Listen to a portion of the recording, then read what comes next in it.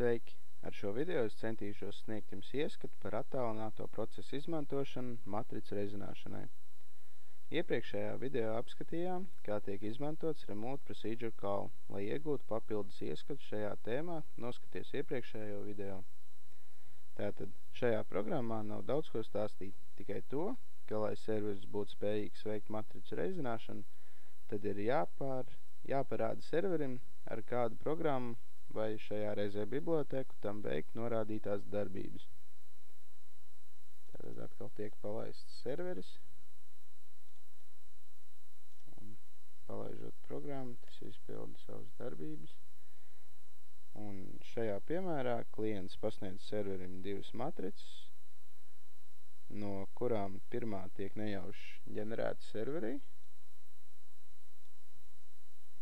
Otrā ir klienta definēta un arī nosūtīta uz serveri, un tad tiek iegūts matricu reizinājums.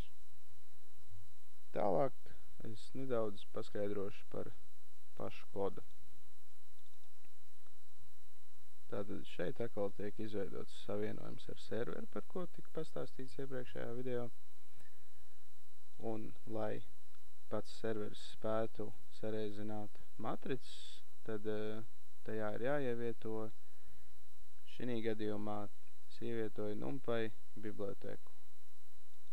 Atkal tiek ievietota nejauša skaitļu ģenerēšanas biblioteka, lai varētu izveidot nejaušo matricu. Tātad nejaušā matrica tiek arī definēta uz serveri, un katru reizi matricā tiek ievadīti citi skaitļi, robežās no 1 līdz 9. Šī ir pati definētā matrica, kas vienmēr būs vienāda. Tā, šeit mēs atgūstam matricas, lai varētu tās izprintēt. Un šeit mēs izpildam uz servera matricu reizināšanu.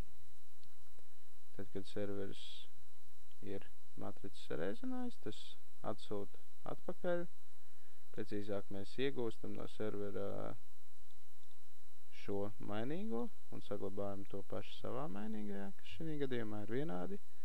Un tālāk veicam matricu rezultātu izprintēšanu konsolē, kuras mēs redzējām jau iepriekš. Šeit ir iegūta atbildi. Tātad arī šoreiz papildus es esmu pievienojis adresi uz abiem failiem, lai tālāk paši varētu izmantot programmu mācībām. Paldies, ka skatījāties, un ceru, ka šī informācija tev būs noderīga. Lai veicas!